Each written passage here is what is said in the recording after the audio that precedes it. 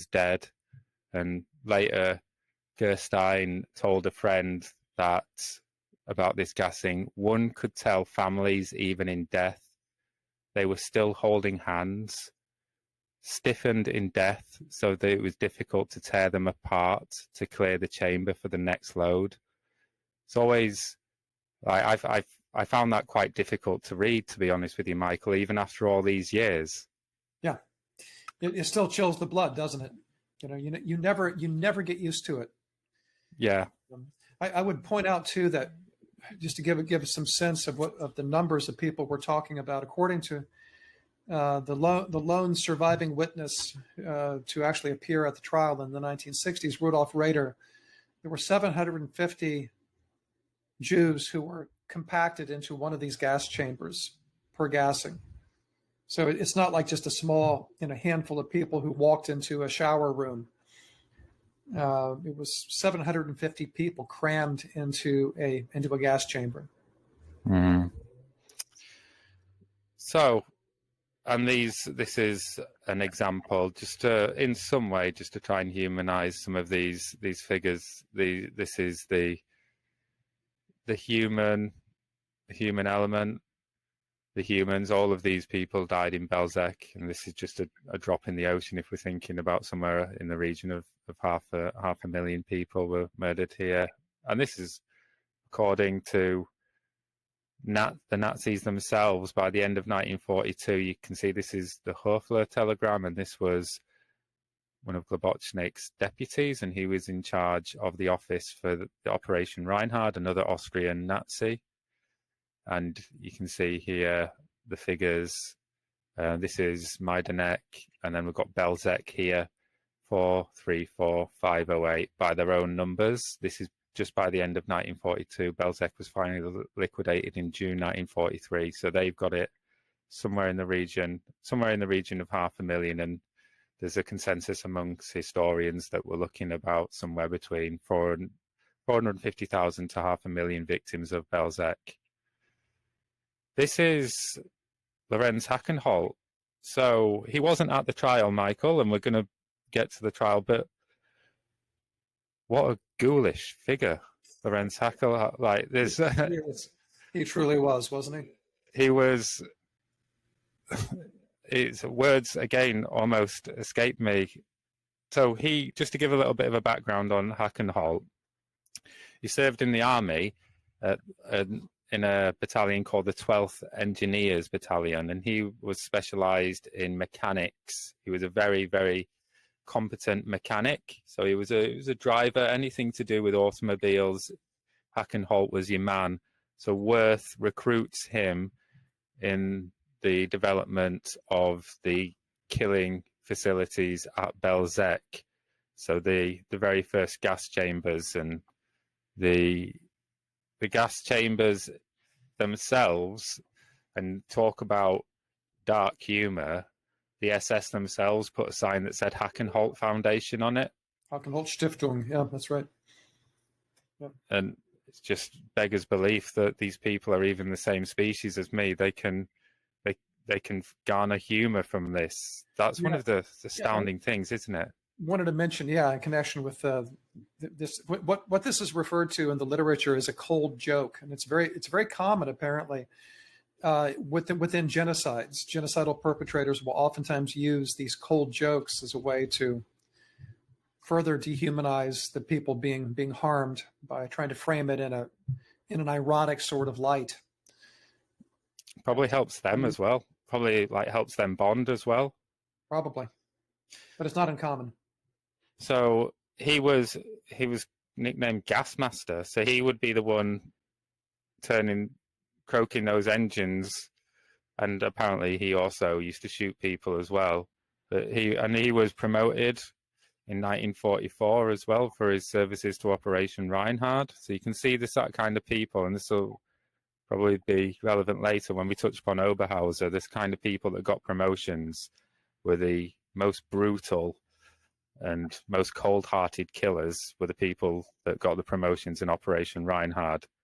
And he worked at Belzec as a guard, and in this role of overseeing the gassing process. And then in 1945, when the game is up, Hackenholt is seen by some of the other perpetrators, like Eric Bauer, who worked in Sobibor. Hackenholt, and I find this really nightmarish as well, he's seen fleeing by himself in a milk wagon. And I just thought, isn't that the scene out of a horror film, that the gas master is fleeing in like a milk wagon? And I have a section of my book, Eyewitness to Genocide, that is devoted to this. I call it the Nazi ghost hunt, because it is, for years the authorities were trying to trace this guy, to try to find him, because he was declared legally dead, I think, in the 50s, wasn't he? I can't remember the exact date. But 51, I think his wife had him, declared. He was declared legally dead, but these reports continued to surface of people who saw him. Yeah. And my hunch is that he was able somehow to submerge and to change his identity.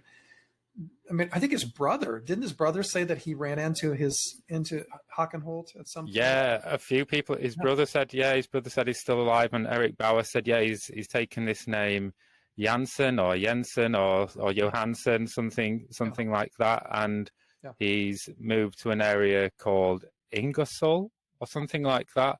But the authorities, and you point this out in your book, quite impressive. Like they were unsuccessful in the end, but their attempts were quite thorough and impressive, looking for Hackenholt, weren't they? Massive search, heroic, and even maybe Herculean. I mean, I talk about it in my book. I mean, they really did everything, and just the sort of techniques they employed to try to find him were pretty ingenious. To me, they struck me as being so when I did the research on this years ago. But again, and it gets to the issue of I think the good faith nature of this investigation by the central office in Ludwigsburg. They did not leave any stone unturned in searching for this guy, but they ultimately couldn't find him. So the exact things that they were doing is, because Hackenholt was a big drinker, and obviously he used to drive for T4 as well, so he was a driver for various people. So the authorities thought there's a good chance that he's been busted for drink driving. So they searched all the records for drink driving, didn't they? And then they just thought, okay, so we've heard a couple of people say that he's moved to this area. So I think you said in your book, I think they searched, like, in collaboration with local police, like 90,000 different driving license applications, like looking picture after picture after picture. Is that Hackenholt? Is that Hackenholt? It's incredibly painstaking, right? Can you imagine this? Yeah. Imagine just pouring through records of driver's license, and this is at a time before face recognition software. Yeah. So it would have been, just a guy with a magnifying glass, basically looking at tens of thousands, hundreds of thousands of. They wanted to get him. Yeah, they really did. So far as I could tell, they really, really wanted him. They wanted him as a defendant to the trial, but they never were able to find him. And so far as I could tell, to this day, it is still one of the great mysteries of the Holocaust, of World War II, is what happened to this guy. I think there's apparently a British historian called Michael Tregenza. I don't know if you've ever heard of him. No. Anyway, apparently he spent many years exploring his post-war whereabouts, and he was repeatedly told by various people, warned, you better stop looking for this guy. So like you said, and he thinks the same as you, that he was able somehow to submerge himself and maybe do a little bit like what Fischer Schwerder tried to do, change his name, move somewhere different. They staked out his house, I think, various times to see if he was trying to visit his ex-wife, but they never saw any signs that Hackenholt was trying to visit his ex-wife. So it's an extraordinary thing too, isn't it? I mean, being able to disappear like this. And I don't think he left Germany, or if he did, maybe he was living in some other Western European country, but the reports were that he had changed his name and had somehow submerged in Germany itself. It is extraordinary, but at the same time, if you think about what's happening in Europe at the end of world, it's still chaos, isn't it? Sure. And we don't, like you said, we don't have the kind of technology that we have now. So I can see, and there's so many Nazis, so I can see that I could see how this might be possible. Well, yes. Now you can see how it could happen.